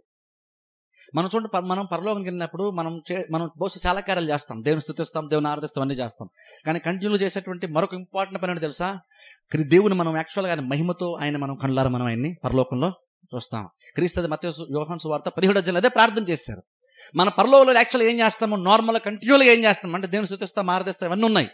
వాటితో ఇంకోటి ఏంటి తెలుసా, మనం దేవుడు యాక్చువల్గా ఏమై ఉన్నాడు ఆయన మహిమతో పాటుగా ఈ కనులతో మనం దేవుని మనం పరలోకంలో చూస్తాం. అది గొప్ప ఎక్స్పీరియన్స్. అందుకని క్రీస్తు యోహాను సువార్త 17వ అధ్యాయంలో ప్రార్థన చేస్తూ, వీరు నా మహిమ చూడాలని, నేను ఎక్కడికైతే వెళ్తున్నానో అక్కడ వీళ్ళు రావాలని, వీళ్ళు నా మహిమ చూడాలని ప్రార్థన చేస్తున్నాను. ఒక టైం నిత్యత్వం స్టార్ట్ అయినప్పుడు మనం దాన్నే చూస్తాం. అయితే అప్పటి వరకు మాత్రం దేవుడు దాన్ని దాచించలేదు. ఈ లోకంలో కూడా అప్పుడప్పుడు మనకి ఎక్స్పీరియన్స్ని, అది ఎలా ఉంటుంది, ఆ 4 టేస్ట్ని కూడా దేవుడు మనకి ఇచ్చే ప్రయత్నం ఇక్కడ చేస్తున్నాడు. ఇక్కడ శిష్యులకి 3కి ఇక్కడ చేశాడు ఆయన. అలా చేసిన ఎక్స్పీరియన్స్ చాలా బాగుంది. కాబట్టి నిజంగా దేవుని మహిమను చూడడం అనేటువంటిది అంత గొప్ప ఎక్స్పీరియన్స్. అది కేవలం మీ కన్నులకు అది ఎంజాయ్మెంట్ ఇచ్చేటువంటి కార్యం కాదు, ఇది నీకు హృదయానికి ఇచ్చేటువంటి ఎంజాయ్మెంట్. అది నువ్వు దేవుని మహిమ చూసినప్పుడు కేవలం ఏదో నీకు భౌతికంగా ఏదో సంతోషం లాంటి ఒక ఎమోషన్స్ కలుగుతుందని కాదు, నీకు లోపల తెలియకుండా ఏదో ఒక మంచి కార్యం నీకు లోపల జరుగుతుంది. అందుకని పేతురు దాన్ని ఎంతగానో ఎంజాయ్ చేశాడు. అందుకని అంటున్నాడు, ప్రభు అక్కడ గుడారం వేసేద్దామా అంటున్నాడు. 3కి వేసేద్దాం గుడారం. నీకు ఏలియాకి మోషకి వేసేద్దాం అన్నప్పుడు అలా మాట్లాడుతుండగా బైబిల్ చెప్తున్న మాట ఏంటంటే పరలోకం నుండి మేఘం ఒకటి వచ్చి దేవుని యొక్క స్వరం వినంటే ఏమన్నా మీరు ఆయన మాట వినండి. ఇప్పుడు ఆయన మాట ఆయన ఏం చెప్తాడు వినండి కాదు. పేతురు ఆ మాట మాట్లాడుతున్నప్పుడు దేవుడు యెహోవా దేవుడు పేతురుతో శిష్యులతో మాట్లాడుతుంటున్నారు. మీరు మీరు ఎక్స్పీరియన్స్ గురించి మీరు మాట్లాడుతున్నారు, కానీ యాక్చువల్గా ఆయన చెప్పేటువంటి మాటల మీద మీరు మైండ్ పెట్టనన్నాడు దేవుడు. ఒకసారి దాన్ని ఆలోచించండి. మహిమను కనపరిచేటువంటి దేవుడు ఏం చెప్తున్నాడు తెలుసా? నువ్వు మహిమను చూద్దాం అనుకుంటున్నావు కదా, అయితే నువ్వు గుడారేసుకుని కూర్చోవడం నువ్వు మహిమను చూస్తావని కాదు. ఆయన ఏం చెప్తాడో నువ్వు దాని మీద నువ్వు మైండ్ ఆయన మాట వినండి అంటే ఆయనకు మీరు లోబడండి అని చెప్తున్నాను కాదు. ఆయనకు లోబడండి అన్న మాట కదా అర్థం. నువ్వు నా మాట ఏంటంటే నాకు లోబడని అర్థం. కొన్నిసార్లు నేను చెప్పింది చేయంటే లోబడని అర్థం. కానీ ఇక్కడ నా మాట ఆయన మాట వినుడి అంటే లోబడమని కదా అర్థం. ఆయన ఏం చెప్తున్నాడో చెప్పిన దాని మీద మీరు మైండ్ పెట్టండి. గుడారాలు వేయడం మీద మైండ్ పెట్టకండి. ఆయన ఏం చెప్తాడో దాని మీద మీరు మైండ్ పెట్టండి. ఎందుకని అంటున్నారు అన్నమాట? అలా పెడితే నువ్వు దేవుని యొక్క మహిమ నువ్వు చూస్తావు. అంటే అర్థం ఏంటంటే ఎక్స్పీరియన్స్ కోసం పేతురు మాట్లాడుతుంటే దేవుడేమో వాక్యం కోసం మాట్లాడుతున్నాడు. అంటే రకంగా చెప్పాలంటే పేతురు నీకు ఎక్స్పీరియన్స్ కావాలంటే ఇక్కడ గుడారాలు వేసుకుని కూర్చుంటే నీకు అది కలగదు. నువ్వు ఇందులోనికి వెళ్ళి నువ్వు దీని మీద మైండ్ పెడితే నీకు అది ఎక్స్పీరియన్స్ నీకు వస్తుంది. అందుకే ఇదే పేతురు చూడండి తన పత్రిక రాసినప్పుడు ఇదే అనుభవం గురించి మాట్లాడతారు. చదువుతాను చూడండి, అది చదివి నేను ముగించేస్తాను. 2వ పేతురు పత్రికలోకి వెళ్దాం. 2వ పేతురు పత్రిక, పేతురు రాసిన 2వ పత్రిక 1వ అధ్యాయము 17వ వచనం చదువుతాను. పేతురు రాసిన 2వ పత్రిక 1వ అధ్యాయం 17వ వచనం. ఆయన మహత్యమును మేము కళ్ళారా చూచిన వారమైతే, దాన్ని చూడడం గురించి మాట్లాడతాను. మహత్యం అంటే మహిమను మేము కళ్ళారా చూచిన వారమైతిమి పేతురు అంటున్నాడు. ఈయన నా ప్రియకుమారుడు, ఈయనందు నేను ఆనందించుచున్నాను. ఆయన శబ్దము మహాదివ్య మహిమ నుండి ఆయన యొద్ద నుండి వచ్చినప్పుడు తండ్రిన దేవుని వలన ఘనతయు మహిమయు ఆయన పొందగా మేము ఆ పరిశుద్ధ పర్వతం మీద ఆయనతో కూడా ఉండిన వారమై ఆ శబ్దము ఆకాశం నుండి రాగా వింటిమి. మరియు ఇంతకంటే స్థిరమైన ప్రవచన వాక్యము మనకి ఉంది. సరే, ఇప్పుడు చూడండి, పేతురు మరిద్దరు శిష్యులు ఆ ఎక్స్పీరియన్స్ చూశారు. అదే పేతురు తన ఎక్స్పీరియన్స్ మాట్లాడుతున్నాడు. ఆ రోజు నేను చూశాను, మేము కళ్ళారా దేవుని మేము ఆయన మహిమను మేము చూసాం, ఆయన ఘనతను మేము కళ్ళారా చూసాము. దేవుని యొక్క స్వరాన్ని కూడా మేము విన్నాం. ఆ రోజున దేవుని యొక్క స్వరాన్ని కూడా మేము విన్నాం అని మాట అంటున్నాడు. అంతకంటే స్థిరమైనటువంటి ప్రవచన వాక్యం మనకి ఉంది. ఈ ఆ ఎక్స్పీరియన్స్ గురించి మాట్లాడుతున్నప్పుడు ఎందుకు వాక్యాన్ని ఎందుకు తీసుకొచ్చి కలుపుతున్నాడు పేతురు అంటే, పేతురికి ఆ రోజు అర్థమైంది దేవుడు ఆ రోజు మాట్లాడినప్పుడు. పేతురేమో దేవుని యొక్క మహిమను చూడడం గురించి గుడారాలు వేసేసుకుని ఇక్కడ సెటిల్ అయిపోతాం అనుకున్నటువంటి మొమెంట్లో దేవుడేమో ఆయన మాట మీరు వినండి అని చెప్పి చూస్తారా. బహుశా అనుకుంటున్నా ఆ మాట పేతురు విన్నప్పుడు పేతురు బాగా అర్థమైంది. మనం మైండ్ పెట్టాల్సింది ఎక్స్పీరియన్స్ మీద కాదు, దేవుని యొక్క వాక్యం మీద. దాని మీద పెడితే అప్పుడు ఖచ్చితంగా దేని ద్వారా నీకు జరగాల్సినటువంటి కార్యం దేవుడు జరిగిస్తాడు. అందరూ చూడండి, కింద చదివితే అక్కడ అంటాడు చూడండి, దాని మీద మీరు లక్ష్యం ఉంచినడలా అంటాడు చూడండి. ఇక్కడ 19వ లాస్ట్ లైన్లో మీరు లక్ష్యం ఉంచినడలా మీకు మేలు. సరే, వాక్యం మీద లక్ష్య పెడితే మనకి మేలు అంటాం. వాక్యం మీద లక్ష్య పెడితే మనకి మేలు అంటే బేసిక్గా దేవుడు తన మహిమని ఎలా కనపరుచుకుంటాడు? ఎప్పుడు సృష్టి ద్వారా కూడా దేవుడు కనపరుచుకుంటాడు తన మహిమని, అద్భుతాల ద్వారా కనపరుచుకుంటాడు. కానీ అలా ఎప్పుడో ఒకసారి నీ జీవితంలో ఎప్పుడో ప్రాబ్లం వచ్చినప్పుడు ఆ ప్రాబ్లంని దేవుడు సాల్వ్ చేసినప్పుడు అప్పుడు మహిమను చూడడం కాదు, దేవుడు తన యొక్క వాక్యం ద్వారా తన మహిమను కనపరుచుకుంటాడు. అందులో చూడండి, యేసుక్రీస్తు అంట ఆ ఎంఐ రోడ్లో వాళ్ళు వెళ్తున్నప్పుడు యేసుక్రీస్తు లేఖనాల గురించి మాట్లాడారు చూసారా. అలా మాట్లాడప్పుడు క్రీస్తు చెప్తున్నారు, వాళ్ళు అంటున్నారు కరెక్టే కదా, ఆయన ఇందాక మనతో కొన్ని నిమిషాల క్రితం ఆయన మనతో లేఖనం గురించి మాట్లాడేటప్పుడు మన హృదయాల్లో అది మండలేదా? అది ఎప్పుడు అర్థమైంది వాళ్ళకి? కన్నులు తెరబడిన తర్వాత అర్థమైంది వాళ్ళకి ఆ విషయం. అంటే వాక్యం విన్నప్పుడు సంథింగ్ ఇంకేదో దేవుడు లోపల కార్యాన్ని జరిగిస్తాడు. ఇది జస్ట్ ప్రసంగం మన చెవులతో వినడమో మైండ్తో అర్థం చేస్తున్న దానికంటే లోతైనటువంటి ఒక ఎక్స్పీరియన్స్ మనం మాట్లాడుతున్నాం. ఇదేదో పైపైన గురించి కాదు. అందుకంటే చూడండి, మనం చర్చకొచ్చినప్పుడు పాటలు పైపైన పాడడము, వాక్యం పైపైన వినడం గురించి కాపట్లేదు. లిటరల్గా దేవుని మహిమను చూడడం గురించి మనం మాట్లాడుతున్నాం. లిటరల్గా చూడండి, మనకు స్థిరమైన బుద్ధిని దయచేసేది ఎక్స్పీరియన్స్ని మరలా చర్చకి రావాలంటుంటే ఒక ఆశని ఒక ఆలోచన ఇచ్చేటువంటిది అని తెలుసా, ఇలాంటి ఎక్స్పీరియన్స్ వస్తుంది. నువ్వు క్యాజువల్గా చర్చకొచ్చి ఏదో ప్రసన్న కుమార్ అంటే ఒక మనిషి జస్ట్ మంచిగా ఒక ప్రసంగం చేస్తే వినేస్తాను అనుకుంటే అది నువ్వు తరచుగా నీకు చర్చలో ఇంట్రెస్ట్ నీకు అది కలిగించదు. అది ఖాళీ ఉన్నప్పుడు వెళ్దాంలా నీకు అనిపిస్తుంది. అదే కనుక దాని వెనకాల దేవుని కనుక చూడగలిగితే నీకు మరలా రావాలని నీకు అనిపిస్తుంది. అంటే బేసిక్ ఏంటంటే ఫస్ట్ ఆఫ్ ఆల్ ఏంటంటే నీకు ఆశ ఉండాలి. నీకు అది నెక్స్ట్ వీక్ దాని గురించి మాట్లాడతాను. అది ఎక్కడ నీకు ఆశ ఉండాలి ఫస్ట్ ఆఫ్ ఆల్. అక్కడ స్టార్ట్ అవుతుంది అది. ఎలా చూస్తాం దేవునికి మహిమ అంటే వాక్యం ద్వారా చూస్తామన్నాం. కానీ అలాగని వాక్యం ద్వారా చూస్తాను నేను ప్రసంగానికి వచ్చేనండి అంటే కాదు. ప్రసంగానికి వస్తే కాదు, ఈ వాక్యం ద్వారా నేను దేవునికి మహిమను చూడాలని నువ్వు అనుకోవాలి. నీకు ప్రసంగం పట్ల, వాక్యం పట్ల నీకు వైఖరి ఉండాలి. ప్రసంగం వినేటప్పుడు జస్ట్ నేను ప్రసంగం వినడానికి ఇక్కడ రావట్లేదు. ఈ ప్రసంగం ద్వారా నేను దేవునికి మహిమను చూడడానికి ఇక్కడ నేను వస్తున్నాను, నేను దేవుని ఎక్స్పీరియన్స్ వస్తున్నాను అనుకోవాలి.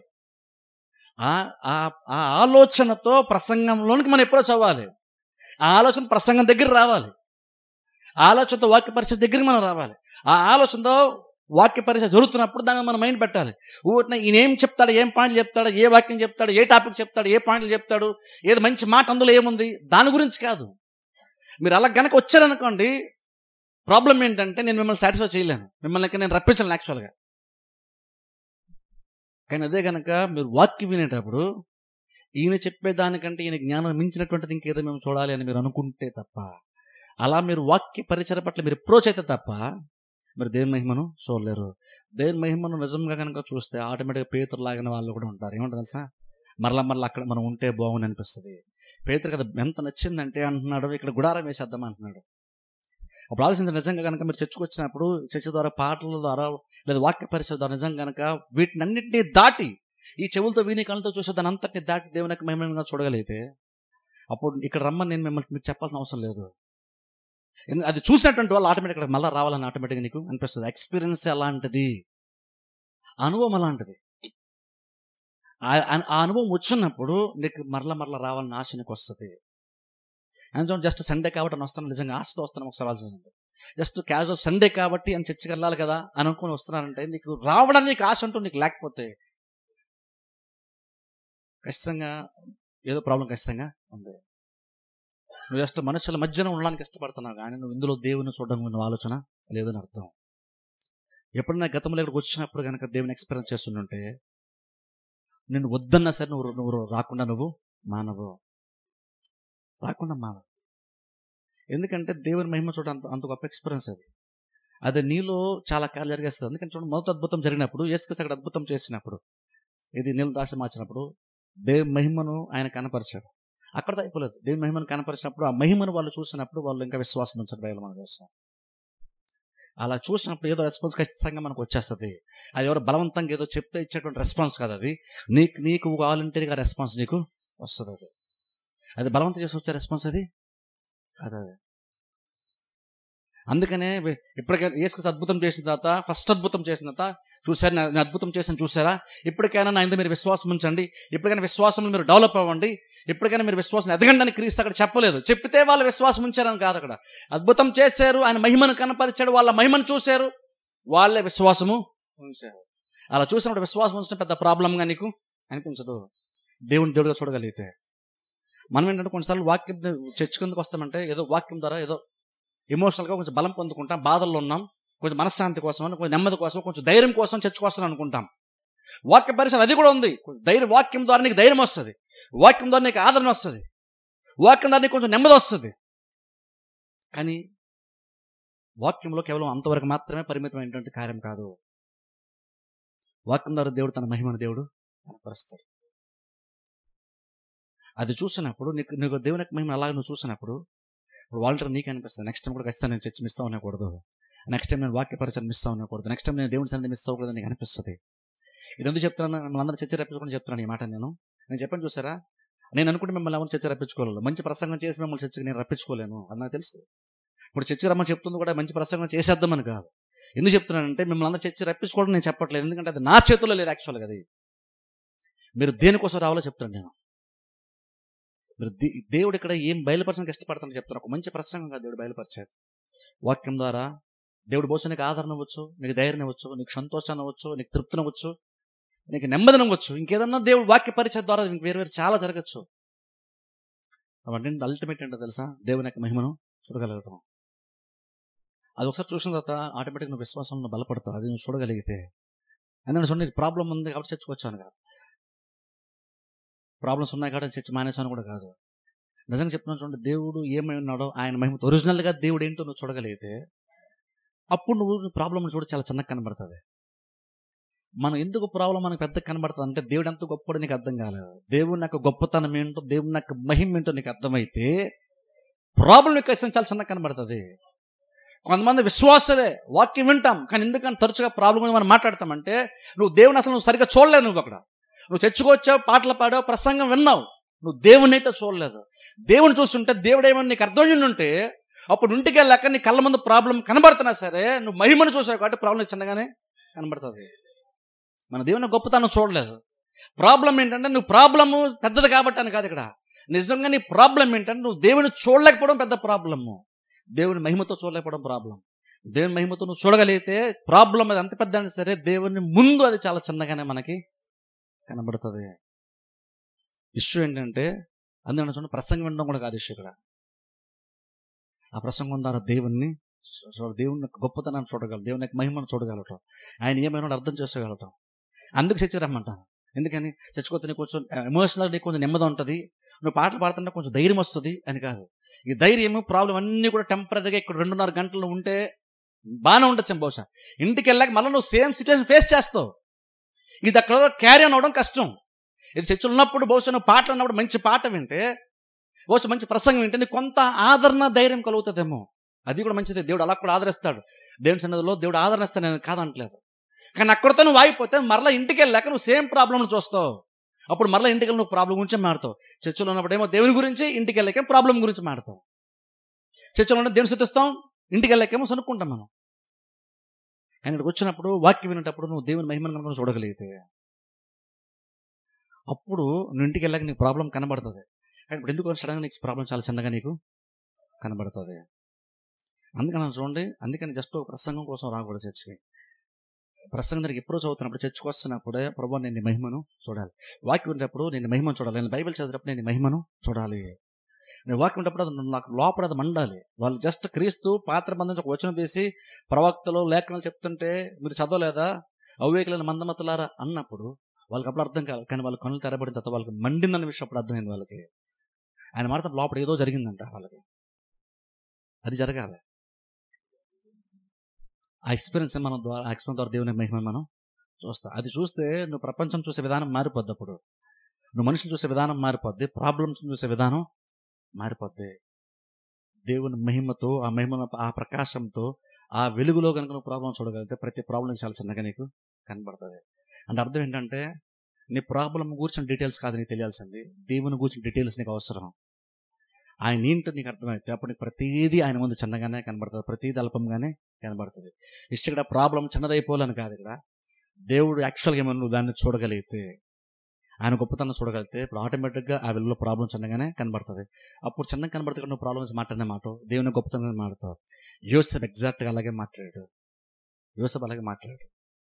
ఎందుకంటే చూడండి, దేవుడు వాక్యం ద్వారా, ప్రసంగం ద్వారా దేవుడు తన మహిమను కనపరుస్తాడు కాబట్టి, ఆయన ఏంటో మనకు బయలుపరుస్తుంది. కాబట్టి మన యాక్చువల్ ప్రసంగం వినేటప్పుడు కేవలం ఈయన ఈరోజు ఏం చెప్పడానికి వచ్చాడా, ఏం చెప్తాడో విన్నాము అని కాదు.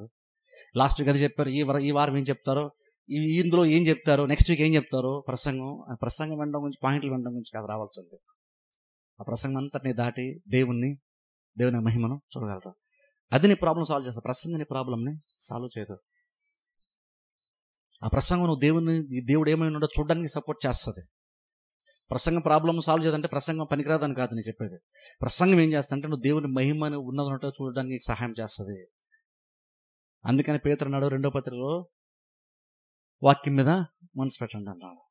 లక్ష్యం వస్తే మీకు అది మేలు చేస్తుంది.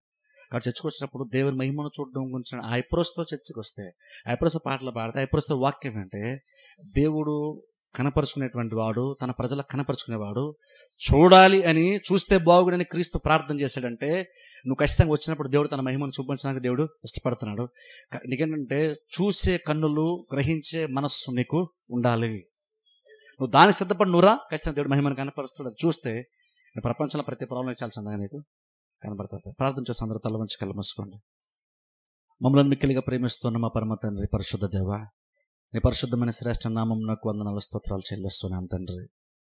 ఉదయకాల సమయంలో ప్రభావ మరి ఇచ్చిన మాటలన్నీ బట్టి నీకు వందనాలు ప్రభావ.